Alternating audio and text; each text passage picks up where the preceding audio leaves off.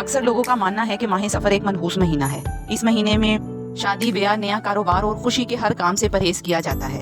اس مہینے سے متعلق لوگوں کی کیا رائے ہے، اس ویڈیو میں ہم آپ کو بتائیں گے۔ چینل پر خوش آمدید۔ ویڈیو شروع کرنے سے پہلے چینل کو سبسکرائب کر دیں۔ فیکٹ فائنڈر کے ساتھ شروع کرتے ہیں ویڈیو۔ بدشگونی لینا ایک عالمگیر بیماری ہے۔ مختلف ممالک میں مختلف قسم کی چیزوں سے بدشگونی لی جاتی ہے۔ جو وہمی ہوتے ہیں وہ سفر کے مہینے کو مصیبتوں والا مہینہ سمجھتے ہیں، یعنی آفتوں کے اترنے کا مہینہ۔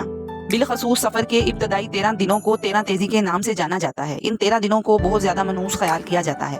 اب جو وہمی لوگ ہوتے ہیں ان کا ذہن مان لیتا ہے کہ سفر کے مہینے میں نیا کاروبار کرنا، سفر کرنا، شادی بیاہ کرنا اور خوشی کے ہر کام سے پرہیز کرنا چاہیے، نہیں تو نقصان کے ذمہ دار وہ خود ہوں گے۔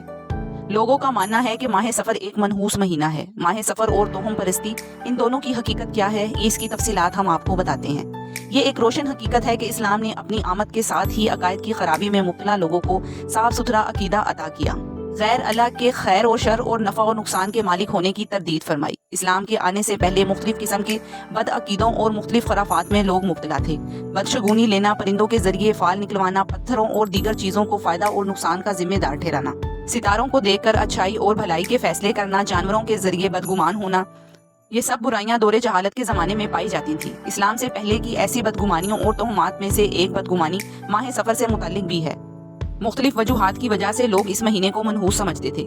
سفر اسلامی سال کا دوسرا مہینہ ہے۔ اس مہینے سے متعلق قرآن و سنت میں نہ کوئی خصوصی فضیلت بیان کی گئی ہے اور نہ ہی کوئی نحوست بیان ہوئی ہے۔ ماہ سفر کی حقیقت یہ ہے کہ عرب اپنے گھروں کو خالی کر دیتے تھے، کیونکہ ذی الحج اور محرم الحرام کی حرمت کی وجہ سے جنگ اور لڑائی بند رکھتے تھے۔ یہ دونوں مہینے ایک ساتھ ہیں، اس لیے ان کے گزرتے ہی عرب جنگوں کو دوبارہ شروع کر دیتے تھے اور جنگوں کے لیے گھروں سے نکل جاتے تھے، جس سے ان کے مکان خالی ہو جاتے۔ اس پر عربی میں کہا جاتا ہے سفر مکان، یعنی مکان خالی ہو گئے، اس لیے اس مہینے کا نام سفر مشہور ہو گیا۔ بہت سے مسلمان آج بھی اس مہینے کو نحوست کی علامت سمجھتے ہیں۔ اس مہینے میں نکاح، شادی، منگنی اور سفر وغیرہ سے گریز کرتے ہیں، جبکہ اسلام کی تعلیمات کی روح سے کوئی دن، تاریخ یا مہینہ منحوس نہیں ہوتا۔ نحوست اور برکت تو ہمارے اپنے اعمال پر منحصر ہوتی ہے۔ سفر کے مہینے کے ابتدائی 13 دنوں کو منحوس سمجھ کر نکاح، شادی، خوشی کی تقریبات، نیک کام اور نئے کاروبار کا آغاز کرنا اور سفر جیسے کاموں سے باز رہتے تھے۔ ہمارے معاشرے میں ماہ سفر کی توہم پرستی اور بد عقیدگی کا یہ حال ہے کہ اس مہینے کا نام ہی نحوست کا مہینہ پڑ گیا ہے۔ رسول اللہ صلی اللہ علیہ وآلہ وسلم نے نحوست کے تصور کی سختی سے نفی فرمائی ہے۔ آپ صلی اللہ علیہ وآلہ وسلم نے اس کو توہم پرستی قرار دیتے ہوئے تردید کی ہے اور فرمایا ہے سفر کا مہینہ منحوس نہیں ہوتا۔ بعض لوگ اس مہینے کی سختی کو ٹالنے کے لیے چنوں کی نیاز کرواتے ہیں۔ ان کا مقصد یہ ہوتا ہے کہ چنوں کی نیاز اس مہینے کی سختی کو ٹال دے گی۔